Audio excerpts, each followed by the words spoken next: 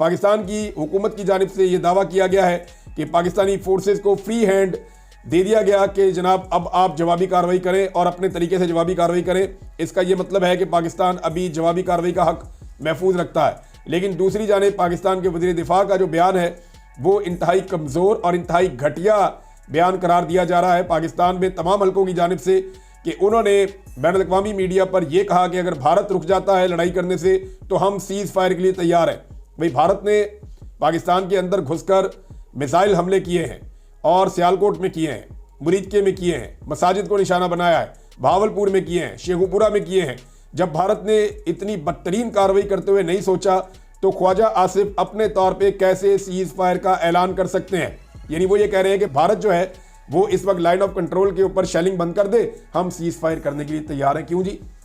भारत ने आपके जो स्ट्रक्चर्स हैं, जो वाटर स्ट्रक्चर्स हैं, उनके ऊपर भी अटैक किया है। नीलम झेलम के ऊपर भी अटैक किया और नौशेरी डैम के ऊपर भी अटैक किया, जो इंतहाई अफसोसनाक अमल है।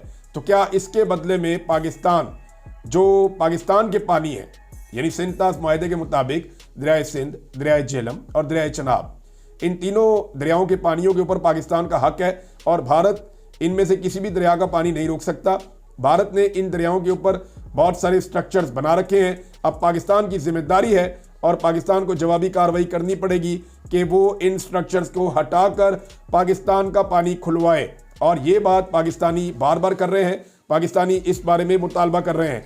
साहबजादा हामिद रजा साहब ने कहा कि भारत ने हमारे ऊपर सेटल्ड एरियाज में 24 मिसाइल मारे हैं, जब तक पाकिस्तान वापस 48 मिसाइल नहीं मारेगा और भारत के सेटल्ड एरियाज में नहीं मारेगा तब तक इसको जवाब या इसको बदला तसव्वुर नहीं किया जाएगा। साथ ही साथ साहबजादा हामिद रजा साहब ने एक और बात की है कि अगर पाकिस्तान पे मस्जिद गिराई जा सकती है या मसाजिद पे हमला किया जा सकता है तो भारत में भी मंदिरों पे हमला किया जा सकता है। ये जनाब साहबजादा हामिद रजा साहब का एक मौक़िफ़ है जो मैंने आपके सामने रख दिया है। और ये इस वक्त की सूरत हाल है। आलमी सतह पे बड़ा जोर लगाया जा रहा है कि दोनों ममालिक रिस्ट्रेंट का मुजाहरा करें, जंगबंदी किसी तरह हो जाए और लड़ाई मज़ीद आगे ना बढ़े। लेकिन लड़ाई बढ़ने के खदशात मौजूद हैं, क्योंकि भारत का अगर इतना नुकसान हुआ है और उसके अगर रफ़ाल तैयारे गिर गए हैं या राफेल तैयारे गिर गए हैं भारत के, जिनके बारे में पाकिस्तान दावा कर रहा है, तो ये नरेंद्र मोदी के लिए बहुत ही ऑकवर्ड सिचुएशन हो जाएगी। फ्रांस के लिए बहुत बुरी सूरत हाल हो जाएगी। कुछ लोग ये दावा कर रहे हैं कि जो फ्रांसीसी कंपनी है जो राफेल तैयारे बनाती है उसके शेयर्स की मालियत गिरी है, जबकि यहाँ पे जो पाकिस्तान ने हथियार इस्तेमाल किए हैं इन कंपनीज के शेयर्स की मालियत बढ़ी है। यानी चाइना को इसका फ़ायदा हुआ है और फ्रांस को इसका नुकसान हुआ है। अब अगर पाकिस्तान और भारत के बीच में कोई न्यूक्लियर वॉर हो जाती है, इस हवाले से अंदाजे और तखमीने दुनिया ने लगाने शुरू कर दिए हैं। The international campaign to abolish nuclear weapons ICAN, उन्होंने कहा कि ये बहुत खौफनाक हो सकता है पूरी दुनिया के लिए। और उन्होंने अंदाजे बताए हैं कि अगर एक एक्सचेंज हो जाता है, न्यूक्लियर एक्सचेंज पाकिस्तान और इंडिया के बीच में, तो मिलियंस लोग जो हैं वो इमीडिएटली मारे जाएंगे। यानी बहुत सारे बड़ी तादाद में लोग जो है वो मारे जाएंगे और करोड़ों लोग इफेक्ट हो जाएंगे और पूरी दुनिया के ऊपर इसके असरात चले जाएंगे। ये अल जज़ीरा ने इसकी रिपोर्ट को छापा है।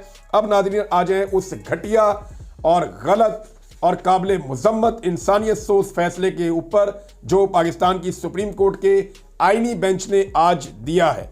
नाज़रीन, एक तरफ कौम को इकट्ठा कर रही थी दुश्मन की कार्रवाई, कौम दुश्मन के अज़ाइम के खिलाफ इकट्ठी हो गई और पहली मरतबा मुझे रात को ऐसा महसूस हो रहा था कि सब लोग एक ही सिमत में सोच रहे हैं कि हर हाल में दुश्मन को जवाब देना है। अब इस वक्त जब हम सबको अपना फोकस करना था दुश्मन को जवाब देने की तरफ, उस वक्त सुप्रीम कोर्ट ऑफ पाकिस्तान के आईनी बेंच ने, जिस आईनी बेंच को सिर्फ इसलिए बनाया गया 26वीं आईनी तरमीम के बाद ताकि उससे अपने मन मर्जी फैसले लिए जा सके, इस बेंच ने एक घटिया तरीन और एक तारीख का स्याह तरीन फैसला दे दिया है। फैसला देने वाले जजेस, ये इनके नाम हमेशा तारीख में याद रखे जाएंगे, जिन्होंने बदतरीन इंसानी हुकूक के खिलाफ फैसला दिया है। अब इसमें जस्टिस अमीनुद्दीन किसी तारुफ के मुताज नहीं है, सारी दुनिया इन्हें जानती है किस तरह ये आईनी बेंच के सरबराह बने हैं।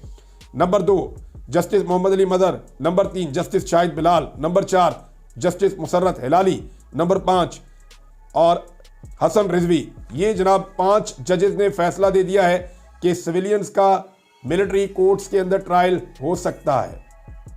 इससे पहले जो सुप्रीम कोर्ट ऑफ पाकिस्तान के मुअज़्ज़िज़ जजेस ये फैसला दे चुके हैं, पहले ही ये कह चुके हैं कि सुप्रीम कोर्ट ऑफ पाकिस्तान ये कह चुका है कि फौजी अदालतों के अंदर सिविलियंस का ट्रायल नहीं होगा। लेकिन अब ये अपील दायर की गई और इसके बाद फौजी अदालतों ने फौरन सजाएं सुनाई सिविलियंस को। ये पूरी दुनिया में नहीं होता, कहीं मुहज़्ज़ब मुल्क में नहीं होता, पूरी दुनिया में पाकिस्तान की जग हंसाई होगी, पूरी दुनिया के अंदर पाकिस्तान का मजाक उड़ेगा कि ये फौजी अदालतों के अंदर अपने सिविलियन को सजाएं दे रहे हैं। सिर्फ 2 जज हैं जिन्होंने इससे इख्तलाफ किया, एक नईमुद्दीन अफगान और एक जमाल मंदोखेल। ये 2 जज साहब हैं जिन्होंने कहा जी नहीं, ये फैसला गलत है। इन्होंने करार दिया कि ये इस्लामी तालीमात के भी खिलाफ है, इस्लाम के खिलाफ है, बुनियादी इंसानी हुकूक के भी मुनाफी है और ये किसी सूरत भी सिविलियंस का मिलिट्री ट्रायल नहीं होना चाहिए। वहाँ से ये 2 जजेस ने कहा, लेकिन ज़्यादा जजेस ने कुछ और कह दिया। अब देखें ना, रात को दुश्मन ने पाकिस्तान को इतना नुकसान नहीं पहुंचाया जितना नुकसान दिन के उजाले में पाकिस्तान की अदलिया ने पहुंचा दिया है। अल्लाह अल्लाह करके यकजहती बन रही थी, तो यकजहती को बर्बाद करने के लिए 2 इक़दाम हुए।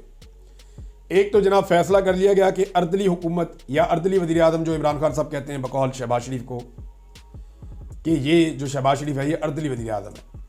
एक तो अर्दली वज़ीर आज़म के कौम से खिताब का फैसला किया गया, जो इंतहाई घटिया और नामुनासिब फैसला है। कौम जिस शख्स की शक्ल नहीं देखना चाहती, जिसे मुस्तरद कर चुकी है, जिसके बाद टोटल 17 सीटें थी और आर्मी चीफ ने उठा के इसको वज़ीर आज़म बना दिया एस्टेब्लिशमेंट के साथ मिलकर 2 नंबरी करके। तो ये जो 2 नंबर वज़ीर आज़म है, ये आकर कौम के साथ खिताब करेगा इतने अहम मौके पर। इस वक्त तो इमरान खान साहब से खिताब करवाना चाहिए। इस वक्त तो आपको इमरान खान साहब को बाहर निकालकर उन्हें मौका देना चाहिए था ताकि कौम इकट्ठी हो। तो कौम को तकसीम करने का जो पहला फैसला किया गया वो ये किया गया कि जाली अर्दली हुकूमत के अर्दली वज़ीर आज़म से कहा जा रहा है कि आप कौम से खिताब करें।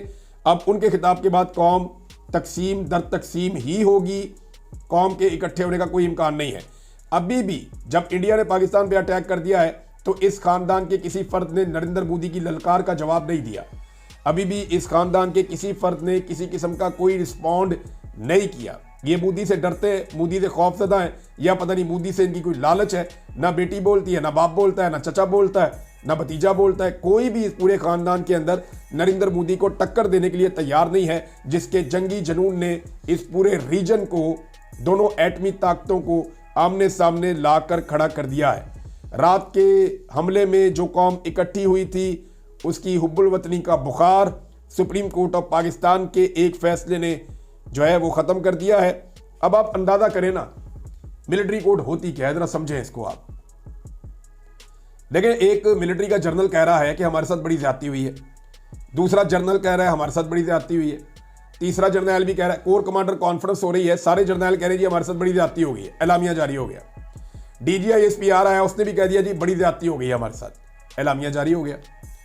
अब एक कर्नल बैठा हुआ है, छोटा ऑफिसर, और उसने अब फैसला देना है मिलिट्री कोर्ट में। क्या वो कह सकता है कि ज्यादती नहीं हुई?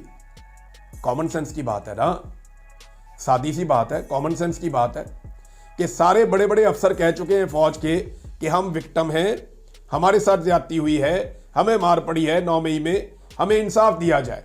और इंसाफ के लिए केस भेज दिया जाता है उनके इंतहाई जूनियर ऑफिसर के पास। अब सीनियर ऑफिसर जिस जूनियर ऑफिसर को कोई भी काम कहेगा वो कर देगा।